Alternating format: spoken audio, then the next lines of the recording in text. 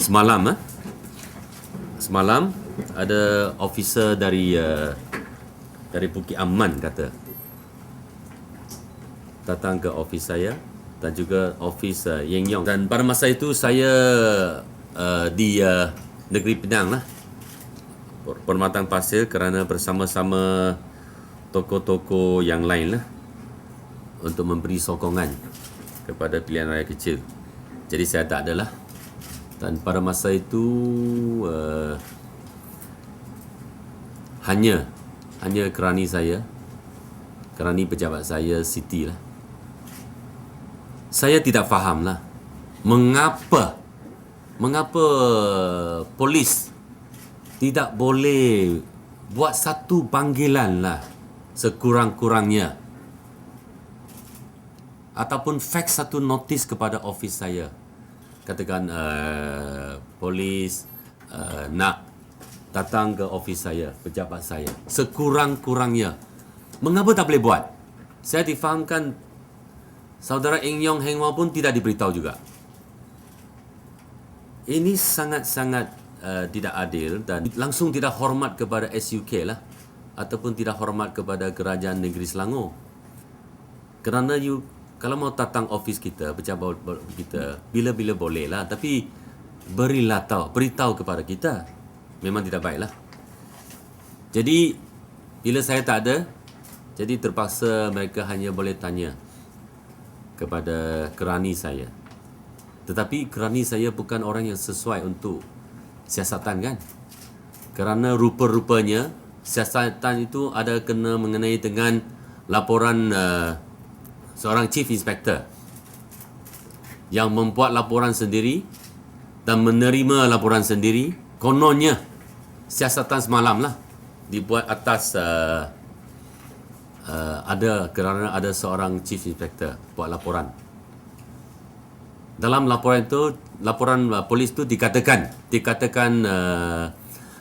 seorang MP lah, nama dia Wee Chu Kiong, Wangsa Maju. Dia buat satu blog, katakan ada seorang lah Exco Selangor yang tertentu membenarkan pejabatnya digunakan oleh underworld untuk kegiatan underworld.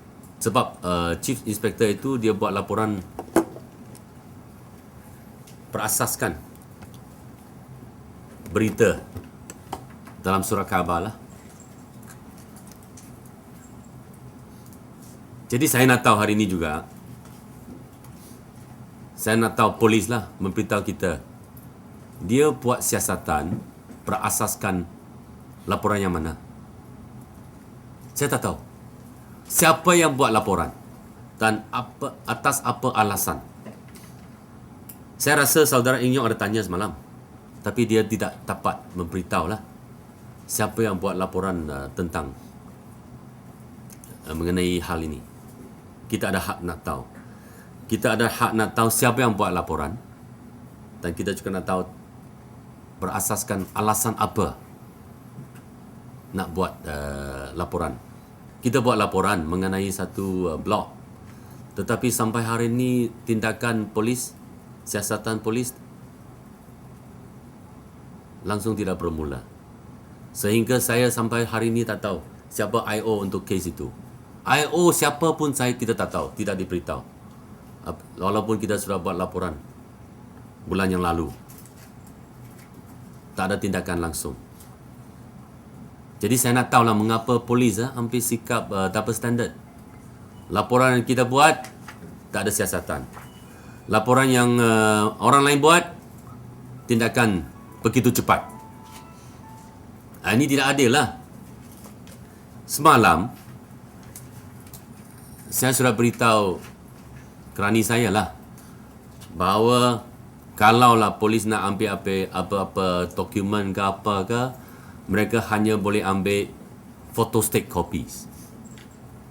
Photostat lah, tak boleh ambil yang original.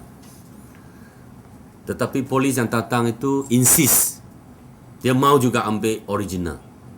Jadi akhirnya dia sudah ambil logbook ataupun visitor book dari pejabat saya yang original itu.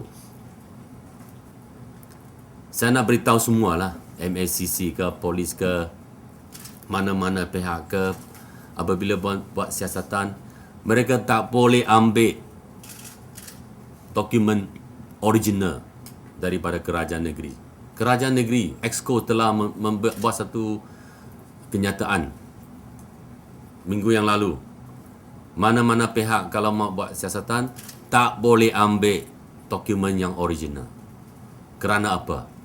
Kerana dokumen yang original itu adalah hak milik kita punya. Yang kedua, yang lagi penting itu, kalau mana-mana pihak, polis ke, MACC ke, kalau dia ambil dokumen yang original, ada kemungkinan mereka akan buat